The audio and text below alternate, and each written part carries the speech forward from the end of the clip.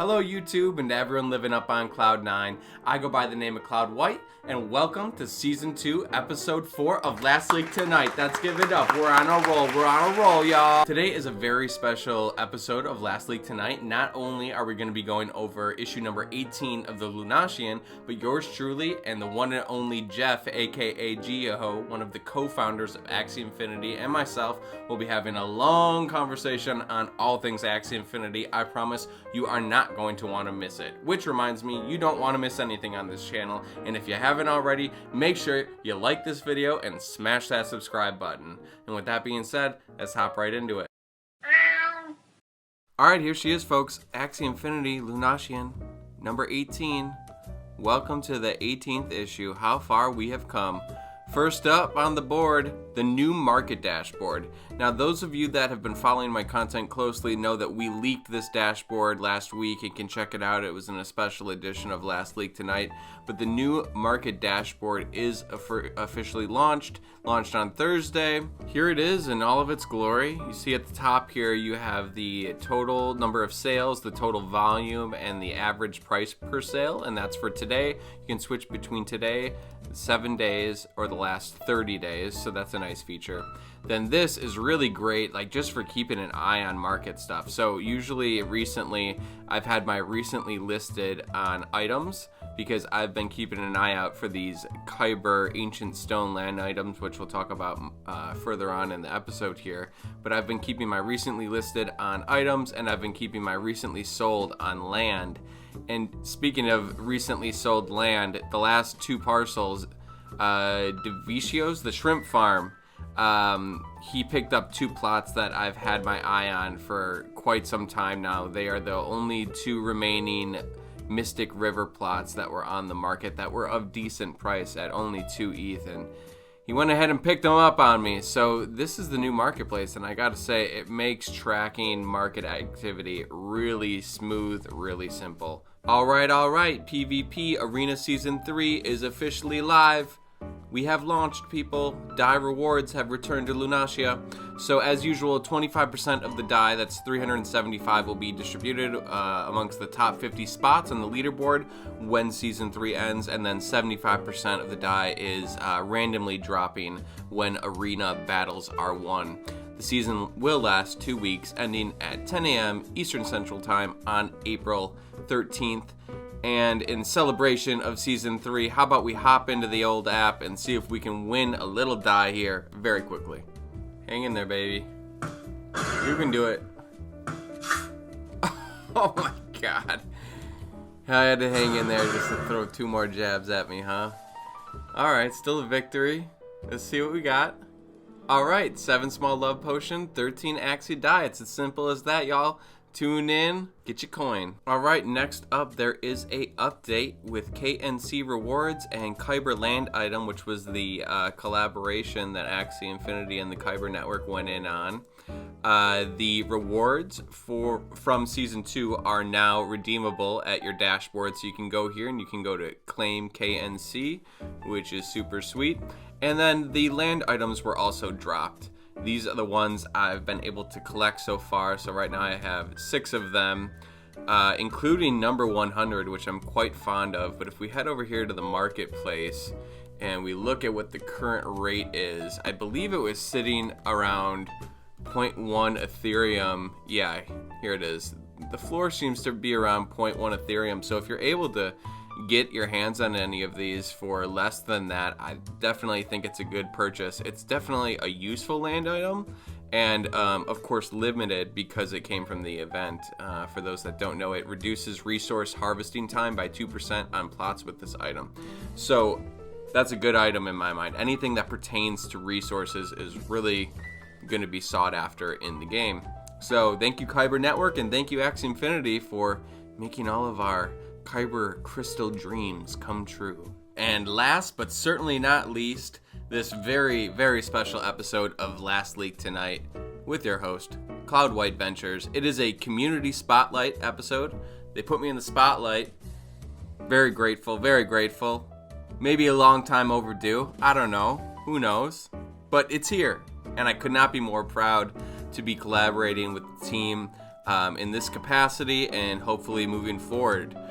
So let's just read the little blurb they have here. Our growth lead, Jihoz, sat down with Axie community content creator CloudwhiteVentures and discussed his content creation journey, the Axie community, and the future of Lunacia. Check it out. And with that said, let's hop right into it. Awesome, man. So wanted to try something different. It's a quarantine life, time to broaden our horizons. And I was talking to CloudWhite a little bit, and we thought that it might be fun to kind of do a little bit of a kind of an interview / podcast, and included in this week's Lunacians. So CloudWhite has been a really awesome member of the community way back, from around when Axie started. He's made a lot of the best Axie content of all time, some truly legendary stuff. I thought that would be fun to kind of pick his brain a little bit, allow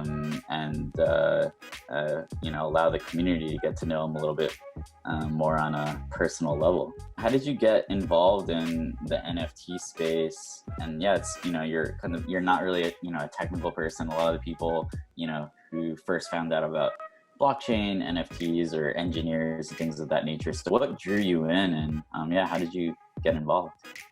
It's really one of my favorite stories. Like most great things men do, it was because of a woman. So what happened was I was trying to get over a lady at the time. This was like, I want to say late 2017, and I was watching Vice News, and they had a very short story on CryptoKitties, this new game that was coming to the Ethereum blockchain, and collectibles where you can breed these cats together, and everyone's making thousands of dollars, and this is the future of gaming. And I was like, holy shit, that's for me. It's right up my alley. I have an affinity for antiquing and treasure hunting and collecting and in general. So it was kind of like, all right, now I can take this obsession and I can put it into a digital space. That's great. That's exactly what I need for my life. So like I said, I had a lot of free time. I was trying to get over a woman. Never purchased cryptocurrency, never used MetaMask, didn't know any of this stuff. And I read a very rudimentary, post on how to kind of get started with CryptoKitties, because this was still relatively at the beginning of that as well. I think CryptoKitties was late 2017, and this was like January 1st. It's part of my New Year's resolution. I was like, I'm done with this bitch. I'm not talking to her anymore, and I'm gonna figure out this new technology. So I downloaded MetaMask. I purchased some Ethereum, which was skyrocketed in price. I think it was definitely over $1,000 at the time that I was buying it. And I bought this this CryptoKitty that is absolutely worth nothing right now, and probably wasn't worth shit at the time when I bought it for however much I bought it for. But what happened was, it took me 3 days to make my first purchase because I didn't understand how gas worked. So I had a transaction sitting there on this clogged network trying to go through for like 3 days before I figured out how to adjust the gas to then, complete the purchase. So my first experience was very drawn out. It was a very tough learning curve, especially to do by yourself, which is, one of the things I think that we find ourselves facing right now, right? These entries to these barriers to entry for new players.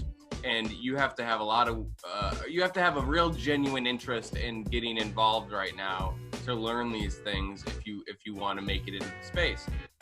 But that's what happened, and it's ironic because I just got done watching The Social Network last night, and Mark Zuckerberg, Facebook, because of a woman. All great things come from disgruntled or saddened men, and that's what happened with me in this space. Interesting. Okay. Yeah. And I remember kind of discovering you. I was also a member of the CryptoKitty community at the beginning, and kind of, I saw one of your streams, and I thought it was pretty interesting, pretty kind of eye-catching. And then how did you hear about Axie, and how was that discovery process, and what were those days like? You my good friend. I think I was just getting out of the CryptoKitty space. It was very clear that they were not moving in the direction that they projected or intended to go, and at the speed that they intended to get there. And I think it was a point in time where that community, the people that had stuck around past the first month or two, were becoming a little bit frustrated with what was happening. And I realized that I couldn't keep dumping money into that game, but I was still in this space. And you were like, come check out Axie. And I think I felt better about my position in Axie because I was getting in very early with it as well. I didn't feel like I was missing it as much, as I missed it on the CryptoKitties. The CryptoKitty window was really like late November 2017 till like the end of the year. And then it kind of died off in a big way. And so I thought, this is great. And then we just kind of started meshing. And I think I found more creatively inclined people in the Axie community as well, or people that would appreciate creativity more. I think that Axie Infinity, as far as the NFT space, is concerned, has to be the most diverse community in all of these spaces. It really does. And so all of those kind of things kind of attracted me, and then it just really built from there in a sick way. Yeah, definitely. I think, the Axie community does tend to attract a lot of like really artistic people. Why do you think? I mean, obviously, I have my own like suspicions on why that happens, but just interested in hearing from your perspective. Yeah, why does it attract creative people? I don't know. That's an interesting question. I can say I think the artwork itself, right, is on another level. I think what intrigues me most about the art specifically is the art that we see in Axie. I feel will transcend gender easier than other games. Like, I'm really excited for this game and land gameplay and stuff where like maybe women that aren't as inclined to battle, so on and so forth, they might be more inclined to breed or raise Axie or play in, the world in some other fashion. And I think that the artwork kind of transcends both genders easier than something that's, say, like Gods Unchained. So I think that is kawaii, right? Everyone likes something that's cute. I think history has shown that, kind of cute fantasy creature games have the biggest potential appeal. Pokemon is the largest gaming franchise of all time. And right now, like what I feel really good about regarding Axie is that within the blockchain gaming space, we're basically the only kind of cute fantasy creature collection battling game. So I think that market is super huge, and it's actually one of our kind of obvious but not so obvious kind of tricks up our sleeve or hidden strengths. Right. And as you've seen, I've been, slowly exposing the Axie world to new players, and it's especially with women, one of the first things they always say, right? Oh, how cute they are, how cute all the artwork is, and they love them, and they love I think some people just like collecting them and looking at them, Yeah, definitely. I mean, in the early days, right, you couldn't do anything with them. You couldn't battle, but like there were still people who were hyped up in the Discord. Obviously, a lot of it was anticipating future utility, but there are a lot of people who they like to just have their Axies, check them out, and it doesn't have to go that much. Crypto art is a huge thing, and I do like to think that each Axie is kind of an individual piece of artwork. Absolutely. I mean, we saw the other week when Axie GG had that beauty pageant, and I know we've done other stuff like this in the community in the past occasionally, but there's a reason that is appealing to people in and of itself, right? People are attracted to the way the creatures look. It is art. There's no argument really against that. Awesome. I'm just I'm thinking, you've kind of made or created a lot of kind of like really legendary content within the Axie community. What has been like the most enjoyable thing to work on, kind of from your perspective, or what's the most memorable in terms of like the creation process as well? I think the most memorable has to be Axie Infinity, the musical. Hey, have you checked out my Axie? The girl walked up and she couldn't pass me. OMG, what is that? It's cute. It was that first piece that I kind of came out with in a big way. And I felt like I not only showed myself, but I showed the community all the different directions that you can take this IP in, right? You know, and I think that is still limitless in ways that we aren't even beginning to explore. Like the other day I was joking around, I made a learning colors video, right? For like preschoolers with Axie. Like, so like, yeah, that was hilarious. IP itself, thank you. It can, you know, it can go in so many directions that I think it's fascinating. And I think that was the first experience in our community, not only for myself, but for everyone else, that showed kind of where we can take things. As far as, you know, most fun making this or that, I don't know. I tend to get pretty stressed out when I'm making content. So I don't know how fun anything is. I mean, you take it really seriously. Yeah, I like to take it seriously. You know, I mean, I've learned to not be a perfectionist with any type of art, because there's no such thing as perfection. And so you just have to learn to make something, get to a point you're comfortable with it, and let it go. I think one of my favorite pieces that I still like to this day, and I still enjoy watching / listening to, is the first rap that I came out with. And I think I just put it out into the community. I don't even think I put it on YouTube. I think Chuck put it on YouTube. And to this day, it's a banger. It's a banger. That rap is awesome. Like, there have been certain conferences where, you know, Alex, aka Psych Out, or myself might be like going on stage, and we'll like walk up to that. It's like our entrance song. Entrance theme. Chilling with my Axie out in the infinity. Can't quite explain all the feelings that it's giving me. So yeah, that one is awesome too. So yeah, for everyone watching or listening, definitely make sure to check out Cloudwhite's Axie Infinity rap, and also the musical. I show the musical to probably, you know, 3 or 4 people a week. That's awesome. When they're asking, like, you know, who are these people that are playing your game? And, that's kind of a nice little introduction to the fanatic. Right. And you bring up a good point, because that's another reason that I feel compelled to keep creating this content, is because the more, you know, from an investing perspective, I feel like, you know, we talk about this all the time, how players literally are invested in the success of the game, right? And so I feel like it's my way of sort of helping to contribute to that, right? Sure. Because, you know, it's one thing for you to walk into a room and say how hyped something is, but then for you to show a video of someone doing something, you know, halfway across the world, you know, showing that same passion, I think it just adds validity to that, you know, the passion within the user base. So that's, you know, a big advantage. I will say this, I would be remiss if I did not bring it up. Clearly my most life-altering content is the tattoo that's on my back. About to cop an egg when the new shop drops. Do the new trade hype, don't stop. I'm gonna break it out. I don't think anyone's really. Let's see it. Let's see how it's aging. It's like, it's around a year old now, right? Yeah, it is. Let's see here. Oh, there we go. There she is. Nice.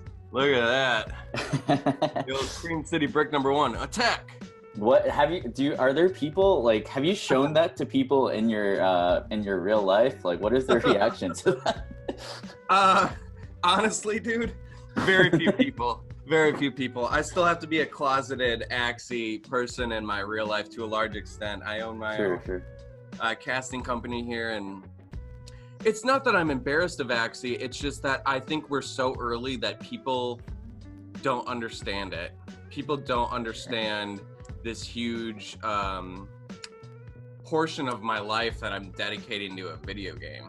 You know, sure. So I'd rather just not go there with people. So really, not that many people honestly know that I have it. Okay, cool. Sometimes when I'm in a pool and shit, like little kids will see it and they'll love it. So that's a good sign. Nice. Yeah, I think you know, we've been kind of expanding the, you know, the types of people that are in the community recently. You know, so we talked a little bit about barriers to entry earlier, and, you know, I think some of those walls are starting to come down. For example, like, you know, just simple things like you can now, if you're in certain geographic localities, you can actually buy Ether straight from MetaMask with a debit card, which is, you know, something that we hadn't had back in the day.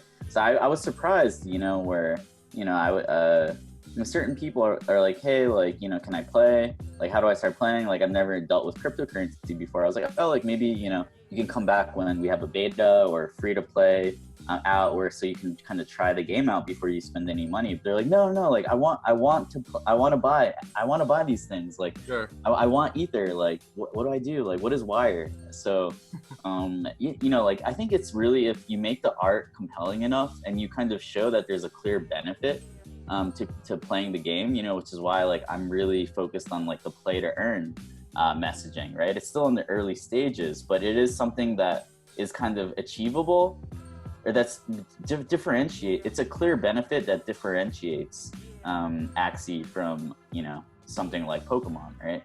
Right. Or any other games. I mean, it's really, hopefully we're talking about something that revolutionizes the gaming world as a whole, you know. You know, speaking of, you know, barriers to entry as far as payment and Ethereum and credit cards, weren't we able to purchase land with the credit card? Was it Nifty Gateway or something we used? Yeah, we were one of the early experiments in terms of, you know, buying NFTs with credit card. It's still more simple to do that when, you know, players are buying from, you know, the developer, right? Rather than like peer-to-peer transactions. But yeah, I think, you know, there's a lot of really interesting tools being built right now, and yeah, I only see the barriers kind of coming down. But I also think that it's about the developers creating clear benefits too. So it's kind of a lot of people focus on the barriers to entry, whereas they're not focused enough, I think, on like creating strong enough compelling reasons to play the game and go through those hoops. Because I remember my early days, you know, the first time I ever played CryptoKitties, I was like, oh, like I need to get in on this. You know, people are making like a lot of money, etc. Right? So I was kind of like, there was no way that I wasn't gonna buy a CryptoKitty, and I figured out a way, even though it was like extremely kind of tedious. Right. So that also kind of informs the way that I think about things as well. You bring up an interesting point regarding, you know, people focused on the wrong things and not the gameplay, and I'm not going to say any names, but I was trying out a new game the other day that's launching, I think on like with Bitcoin or something. Anyway, barriers to entry seemed very easy, and like it was good how they had their wallet set up, and it seemed very intuitive for them to walk you through this. But then the gameplay and the artwork and everything just looked very lax. It looked very scammy after that, in a way. I see. So interesting for you to say that no one's really worried about the total package right now. Yeah, I mean, there have to be benefits, right? It has to be a fun game. It has to be a beautiful game. But there are plenty of fun, beautiful games that don't involve blockchain technology at all, right? Sure. So I think, like, you know, it has to be fun enough. It has to be beautiful. I think it has to be especially beautiful because of the whole kind of collector element related to NFTs, non-fungible tokens. But it also, you know, there has to be some like interesting benefit that blockchain technology enables. And so right now for Axie, you know, I see that as play to earn, or, you know, breeding Axies, selling them for more, flipping them on our NFT marketplace, earning SLP, earning DAI, earning Kyber network tokens or Kyber crystals by playing the game. I think those are the things that really differentiate it from a normal, fun, beautiful game. So. Yeah, it's certainly going to be interesting to see how it all pans out. For sure. Yeah, what are you most excited about, you know, over the coming months, years? In the coming months, who knows? You guys need to give us a white paper, which brings up something I want to get you on. I want to get you on tape right now. Not regarding the white paper. This goes back further. This isn't about future plans, but I want you to admit right now, I had to have been one of the first people up your guys' ass about going mobile with the game. I had to have. I know I've been bitching about this entire space as far as users getting involved. I think it's going to come down to a point where, you know, I need to be able to go tell my mom she can download Axie Infinity and, you know, pay with credit card, but with her fingerprint, download the app on the App Store and purchase and get going right away. That's what's going to be to supercharge it. And I think one of our big plays, I think, is like, you know, kind of looking to be the first like mobile friendly like blockchain game where it's like, hey, you can play this game and people will just like go to the App Store, the Google Play Store, the iOS Store, and be able to download it. Right now that, obviously we're in alpha, but we're building towards that moment, right? We want to have, there are a lot of features that we're bringing on board that are going to facilitate that, like, free soul-bound Axies. There are, certain things regarding the payments that we have to, kind of structure in the right way as well. But yeah, the alpha has been amazing for getting feedback, seeing what, really resonates with the community. I think in terms of the application, I would say around like 75% of the traffic in the application right now is coming through mobile. Sure. So mobile, I think, is huge for us. And I think it's like been, one of the good decisions that people on the team like Trung and it's so necessary. It's just have made.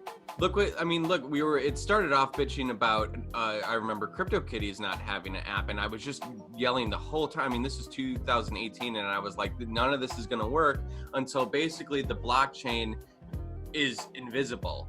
You don't want, you know what I mean? Like, it's like the internet. Like, I don't need to know how the internet runs or how my credit card does a transaction. I just needed to do it in the background and exist. I don't need, as a consumer or user, I don't need or necessarily want to know anything about that. It's not necessary hopefully for the game to function, the way that you want it to. So I just want to throw that one out there, that I've been saying this shit for years. But what am I looking forward to? So honestly, what I'm looking forward to is I'm a weird kind of Axie player in that I'm first and foremost a collector, right? If you look through my collection of Axie, they're all like historic or have some kind of collecting significance. I'm really not a big battler. I wasn't a big Pokemon battler either. I collected, right? I mean, I battled in the video games or whatever, but there's more of a storyline there and so on and so forth. So my nature is that of a collector to begin with. And then when land gameplay was announced, and I understood kind of the, oh my God, my dog feathers.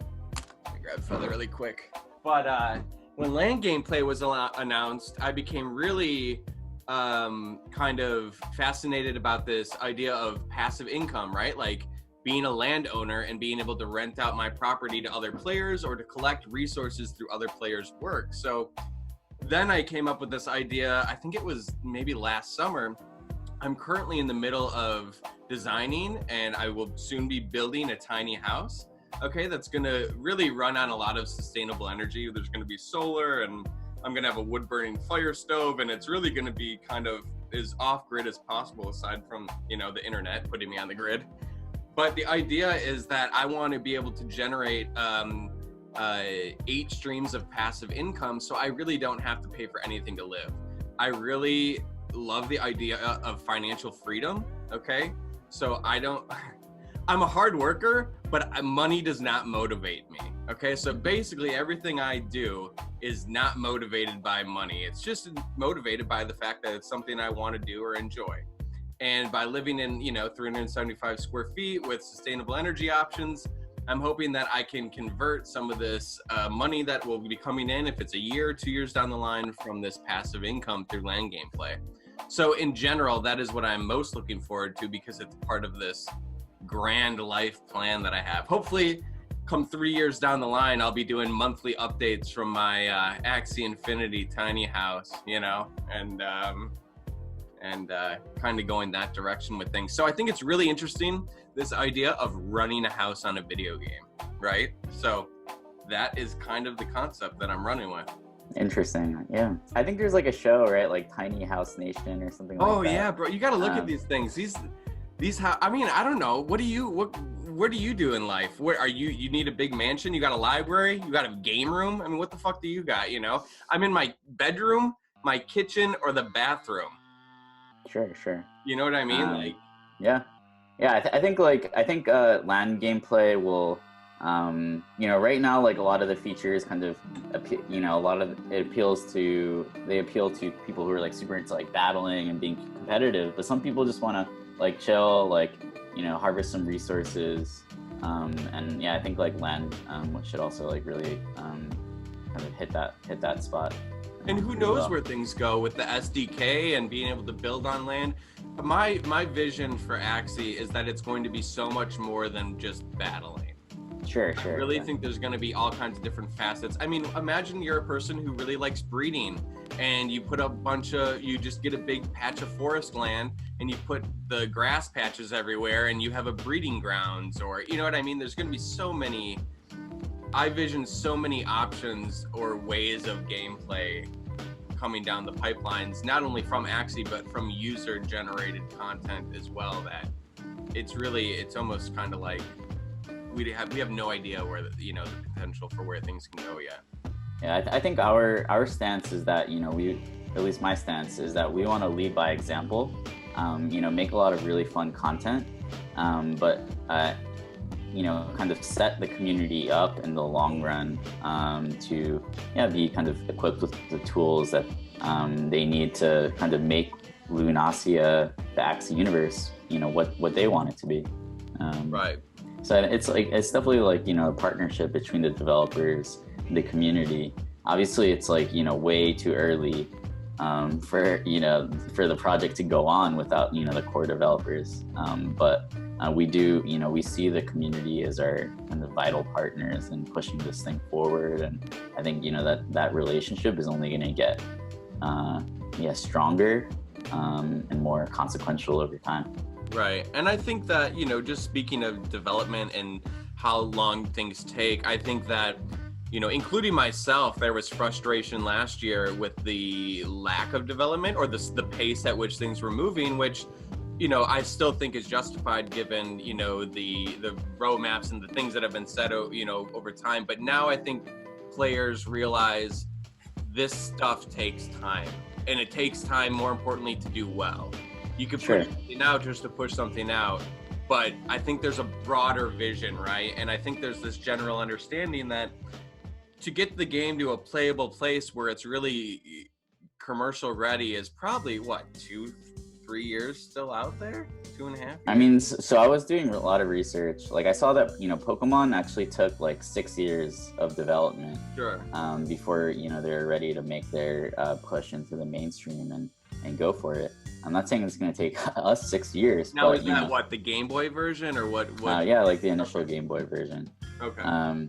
So yeah, I do think, we do believe in like moving fast too, because I think we do have a really huge opportunity because we were one of the first teams to kind of put the dots together and see the potential, and I think we have a unique synergy of strong art. Understanding of like the economic aspects of this, and some really strong like game mechanics, and so yeah, I think it does take some time, but at the same time, it is good to have the community like pushing us, because that it's so much, and I think like having the community there to kind of cheer us on and help us like while we're developing. I think it's an advantage that like most game developers don't have, right? Like a lot of in the traditional like or mainstream like game development process, a lot of these game developers are developing in a black box where they're like, we think that this is going to be what people like, right? At minute, like maybe they can like test within their company, but maybe it's a big enough company so that that's actually a significant amount of like kind of sources of feedback. But yeah, I really think that basically having the community members from day one, when it was just a website, and you couldn't even see your Axies, like I think that's when they tell the story of Axie Infinity, like I think that's going to be a crucial part of it, how we had community members from day one kind of helping us shape the vision. And constantly shape that vision. I mean, suggestions are constantly pouring in. So that's definitely got to be unprecedented to a large extent. I don't know who else is developing anything in that capacity. Definitely. I was just reminded, the other thing I guess I'm most looking forward to in terms of the future, which will probably be much sooner than SDK and renting out land and all of that, is fishing. Give me it. Give me the lowdown. Am I the river master for not, or am I the river master for millions? I've actually been playing Animal Crossing recently. Like fishing is definitely one of the things that I really enjoy in that game. So. All right, you heard it. Jeff enjoys fishing. It's not Animal Crossing. To me. It's not to me, but that would be really cool. But yeah, so I mean,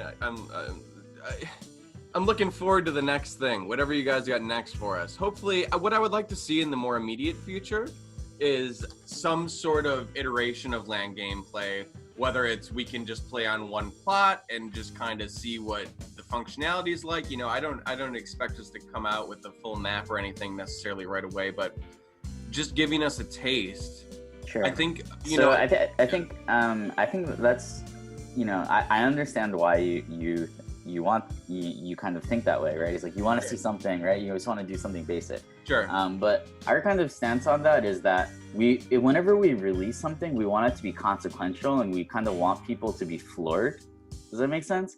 So like we don't want to release something that's just kind of like small, and that doesn't impress, you know, that doesn't kind of like make people's jaws drop, because I think like our core community, like they're gonna love it, right? But then there might be people who, you know, come in and they're like, oh, so this is what Axie is about. Like they don't understand that it's just like a very early demo, something like that, right? Sure. So it's kind of like, you know, our thought process on that. But where's the balance within that? Because, you know, imagine something that comes out now where, you know, like you were saying, they can get a soulless team or whatever the hell you want to call it, you know, a trial team, and then they can see how they function on land, and then they can take them into battles. You know, is that not a big enough step? Because I can tell you right now, even if you just gave us a sniff of your ass, it would drastically alter the land market, right? The economy of the land market would skyrocket. There would be no below floor prices as far as, you know, quadrant 1 is concerned. I think it would all go above what it cost in terms of Ethereum overnight, or maybe in minutes. I that's one of the things, right? Is like the community, like there's incentives to, like, you know, cause a lot of FOMO around like the land market and stuff like that.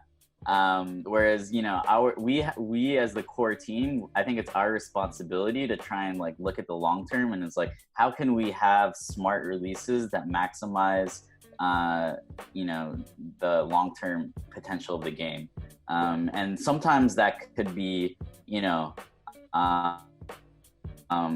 basically, you know, doing things that don't necessarily, you know, cause the maximum amount of FOMO in certain markets in the short term, right? So it's another dynamic, right, that is unique to blockchain games as well. So yeah, it's a balancing act, and you know, it's something that we've learned a lot about over the last couple of years. Well, and the plan is after you do launch some iteration of land gameplay or whatever step you do end up releasing first, it's my understanding that quadrant 2 will then be going on sale at that point in time as well. Is that correct? We haven't, you know, quadrant 2 is not like one of the things that we kind of base our decisions around. I think, like, you know, quadrant 2 will be released when it's obvious that, you know, we need more land within the system. So our immediate goals and focus are all on, you know, getting the app ready for things like the App Store. You know, getting a first iteration of land gameplay ready to go. It's not on like thinking about like the quadrant 2 land sale, stuff like that. Does it make sense? So yeah, I know. I get what you're saying. I'm just saying it is something to think about that I've been thinking about. I'm sure everyone on the team will eventually think about is how you're going to handle these sales. Sure. You know, I'm just, as a community member, I'm under the impression that the whole purpose for waiting is for waiting for a larger user base. I mean, are we in agreement there? Yeah, definitely. We want to wait for the right time, and we want to show, you know, we want to show, you know, the world, you know, what the land, you know, is what the potential for the land is, right? So, you know, so right now, like, before we can even think about that, we need to get some iteration of gameplay out to the world. Let's do it. Awesome, man. So do you have any kind of advice for any aspiring content creators out there in the Axie community? Well, I can tell you right now, my advice to myself constantly is just keep making it. Just do it. Just make something. If you feel like you want to make something, just go and do it. Don't worry about the details. I mean, be detail oriented, but don't beat yourself up over the details, and just make it and just make stuff. I mean, really, that's my one bit of advice. Try to block out all the noise. I'm trying to build up my YouTube channel right now. Subscribe, smash that subscribe button. But clearly, there's not a lot of people in my life that are like championing this. They don't know what the fuck I'm doing. They don't know. I show a couple of people in my life what I'm talking about. They have no idea what I'm talking about. So just try to block out the noise if you feel creatively compelled to do anything. It doesn't even have to be about Axie. Just go do it, get it done, put it out there. Move on to the next one. Awesome. Yeah. So wise words there from CloudWhite. I think we have a lot of kind of aspiring content creators in the community. I think they should definitely reach out to CloudWhite for advice as well. For sure. I think people generally have a lot of creativity within them. That's everyone. It's just we're told that it's not creative enough, or we feel like society is putting pressures on us to tell us it's not creative, it's not good, it's not this, it's not that. And, I think if more people just trusted their gut reactions and just did things instead of thinking too much, they would be better off.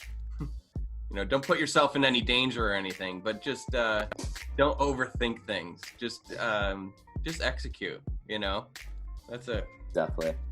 I think that makes a lot of sense. I think we wanted to kind of do this as a test run to see whether it resonated with people, and if it does, I'd love to maybe get another guest on next time, and kind of talk to some of the other amazing community members out there, and I think that could be a setup. We'll put them up on the pedestal, and we'll hit them with the questions. For sure. Absolutely. Awesome, man. Well, thanks for taking the time. Thanks for all you do in the Axie community. I've noticed that the videos recently have just become a little bit like wilder, a little bit more out there, which is awesome to see. Like, I like the mukbang video. The e-girl video, that was hilarious. That seems to get a lot of like traffic as well. It's the number one Axie Infinity video on YouTube right now, I think, as far as views is concerned, aside from the trailer. The trailer has like 13,000 views, I think, and then next you got the e-girl one. A lot of these ideas came from me like just Googling like popular YouTube genres, and then like I just implemented Axie. So I see. Popular ones that I looked up was kids learning colors. So I was like, fuck it, I'll make a kids learning color video or whatever. Oh, and so that's how it happened. Mukbang, another popular genre. I was like, all right, fuck it, I'll do it mukbang. So just looking up what's trending and what's doing well and implementing Axie is really all that I did. In fact, I do want to say a note about the learning color one. I actually got a lot of like harsh criticism regarding that. So like, I had like, why? Because then like, I saw that a little bit. So like, in my opinion, like there's nothing wrong with like teaching kids like colors. So I know. Well, and so one of the kids in the video was my niece, and then she showed like the video to her coworkers or whatever, and then they clicked on my other videos, like saw me then doing the e-girl thing, and then they were like, "This is fuck, fuck this is bro." It's like, God, I'm trying to strike a balance here where I try not to take anything too serious. I guess that's my other note. Like, understand, I saw an idea. I mean, maybe this is where I should be thinking more, but I saw an idea, learning colors, and I said, fuck it, we'll put Axie in it. And then you I don't know, sometimes you don't see the repercussions of your actions, but that was just like, it was so harmless. And for it to turn into like this negative thing was like, and then people are like, you're using kids. Artists are often misunderstood, for sure. So yeah, there's take not it in stride though.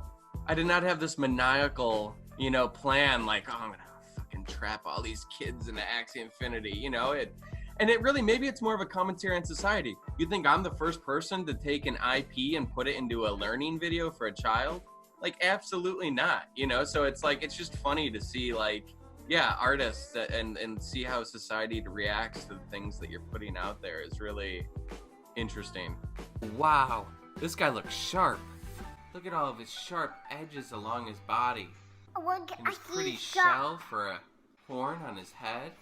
He's got his mouth open there. What color is this Axie? Sorry. Teal. That Axie's teal. It's kind of like blue. Teal. Do you know what blue is? Teal. That's my rant. For sure, man. Well, yeah, this is a lot of fun, and yeah, let's do it again. Let's get someone else on next time to join us. Yes. And we're gonna be stuck. We're gonna be stuck inside probably for the next maybe couple of months. So, yes, dude, that's what I'm thinking. Unfortunately, this is the time. This is the time to do it. So. Yeah, absolutely. And I hope everyone is staying safe and healthy out there. I really, I'm torn on this whole thing because like a month ago, my friends were like, we were stocking up on TP and all kinds of shit for the house. And they're like, you're being dramatic, blah, blah. I'm like, I'm really not, dude. And I feel like there's still this same sentiment that this is going to be over, like come summer or fall. And I really just don't, I don't want to panic people, but I don't see this ending until we have a vaccine, and that really could be a while. So just everyone stay safe, mentally strong, and try to stay busy. No better time to make content is absolutely right, because we're gonna have some time on our hands, I think. Awesome. Okay. Yeah. So let's get out of here before I don't staying safe. Awesome. Yeah, for sure. Cool, man. Well, yeah. I'll see you in Discord then. All right, man. Yeah, it was a lot of fun. Peace. All right, and that's that. I'd like to thank you all who have stuck around through that entire interview. I think, it was about an hour long. So if you have made it this far into the video, I truly appreciate you sticking around to the end. Once again, if you did enjoy your time, please consider giving the video a thumbs up and subscribing to the channel if you haven't already. We have a lot of great content coming up. We're going to start a schedule, hopefully this next week, where we will be posting new videos on an array of subjects every day, every weekday at 9 a.m. Central Standard Time. So keep an eye out for that. And until next time, I'm Cloud White. Peace.